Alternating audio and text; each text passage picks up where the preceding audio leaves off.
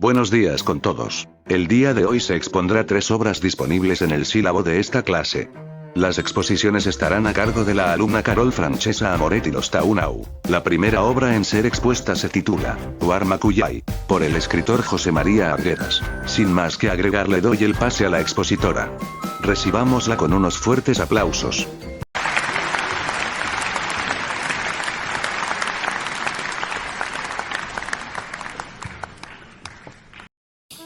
Gracias. Warmakuyay es un cuento escrito por José María Arguedas, escritor vinculado a la corriente literaria denominada indigenismo, porque narra características de identidad política, social y cultural de la Sierra del Perú. El cuento Warmakuyay describe el amor de un niño mestizo enamorado de la joven india Justina, quien está enamorada del indio llamado Cuto.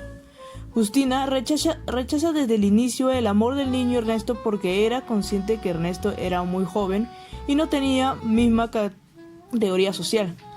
Un día, cuando Justina se va a bañar al río, es ultrajada sexualmente por el patrón Don Froilán.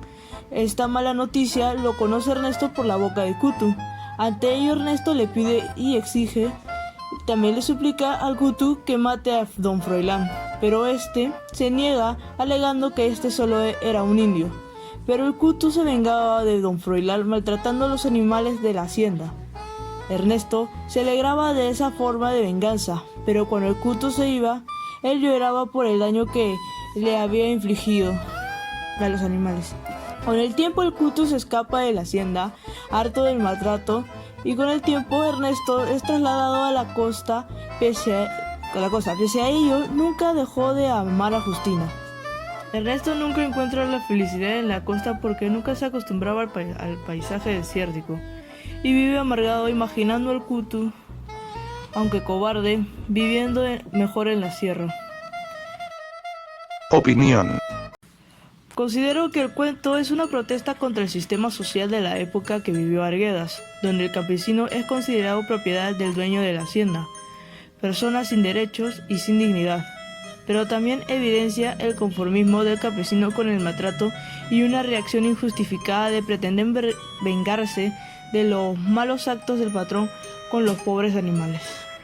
También evidencia que la mujer en esa época y ahora sigue siendo un ser inferior, pues Justina, tras ser violada por el patrón, también es abandonada por el Cutu a quien amaba, y Ernesto nunca hizo nada para liberarla de la injusticia en la que era víctima. La segunda obra de la que se expondrá se titula El verano feliz de la señora Forbes, de Gabriel García Márquez. Retomemos con la señorita Amoretti para que continúe con la exposición.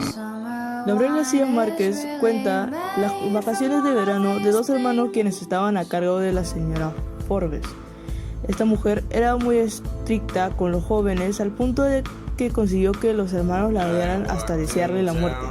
Es así que al descubrir que la señora Forbes bebía mucho vino, decidieron matarla envenenándola. Para ello echaron veneno de rata en su vino. Cuando los hermanos regresaron de su paseo por la playa, creyeron que encontrarían a la señora Forbes muerta por el vino envenenado. Pero ese día le había llegado una carta que lo recibió muy emocionada. Sin embargo, después de leerlo, se puso muy triste. Al día siguiente, cuando los hermanos llegaron a la casa después de su paseo, observaron una ambulancia en la puerta de la casa. Cuando ellos llegaron al cuarto de la señora Forbes, la hallaron muerta a causa de 27 puñaladas, que según el cuento lo recibió sin protestar, por el amor que la embargaba. Opinión. En primer lugar, considero que la actitud tanto de la señora Forbes que de los jóvenes era de completo egoísmo, pues la señora Forbes estaba enamorada de alguien que la maltrataba, y esa frustración la descargaba con su actitud de disciplina rígida contra los menores. Los jóvenes solo se preocupaban por su consideración de víctimas y nunca se apreciaron los problemas que tenía la señora Forbes.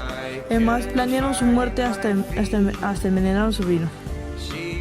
Finalmente, la señora Forbes fue víctima de su propia pasión, porque fue asesinada por quien aparentemente la amaba, otra víctima del desamor. Se cometió un feminicidio.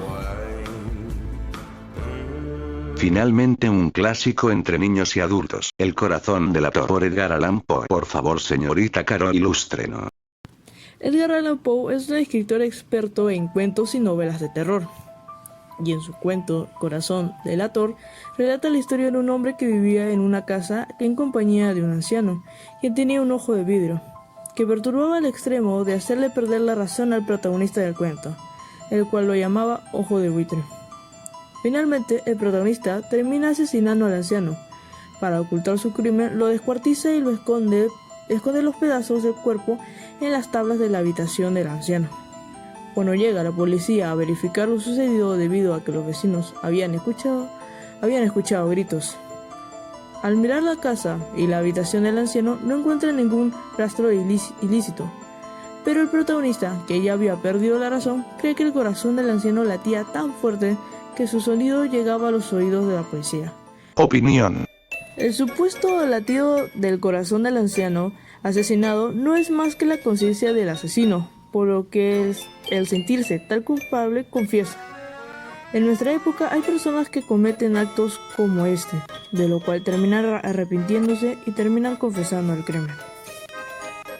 De esta manera concluimos con la presente exposición. Agradezco a todos por asistir y al equipo detrás de esta superproducción. Gracias. Y no olviden dar manita arriba, seguirme en mis redes sociales y darle a la campanita para no perderse de más vídeos. XD.